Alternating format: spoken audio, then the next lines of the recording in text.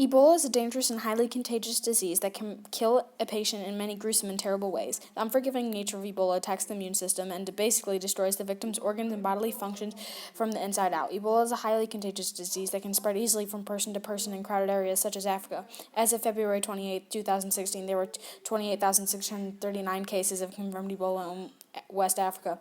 Over half of these cases reported have died. Since 2014, many governments have pooled resources together to find a cure for the fever. Ebola has wreaked havoc on many lives in the African continent. The recent outbreak in 2014 has the most devastating, with record-high fatalities due to the hemorrhagic fever. Many countries have helped to perfect the VSV-EBOV drug, including Canada, France, Norway, United Kingdom, United States, and Guinea. Those who believe that vaccination should not be mandatory state that it will cost too much money for the developing and unstable countries to have mass vaccinations. However, the VSV-EBOV drug will have positive effects on public health in these weak nations when developed further.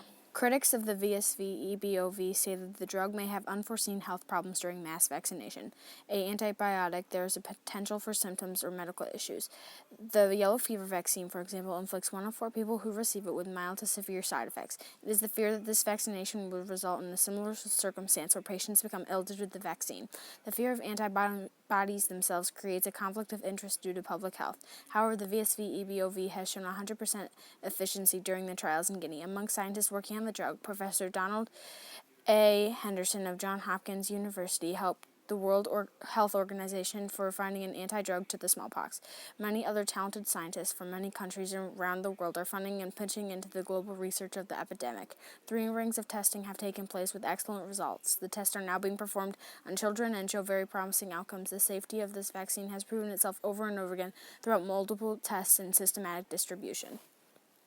The drug itself can be expensive while monitoring long-term costs, but in reality, the amount of money that has already been spent on this disease exceeds the amount of which the vaccination of an entire population.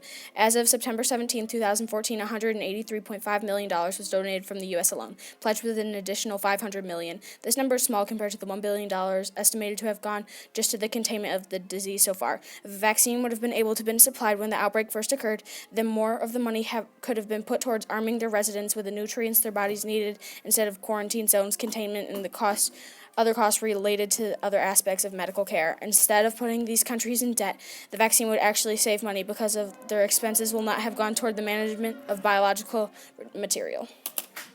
Finally, if the VSV-EBOV vaccination was made mandatory, then the population in Africa would be much more healthy. Africa has been struggling with the quarantining of the virus along with the disposal of the deceased people. Now the African government has been left with an ill population and unsanitary cities. At the end of 2014, 25% of the West Africans were afflicted with Ebola. That number has dropped below 10% because of the efforts to stop the spread of the disease.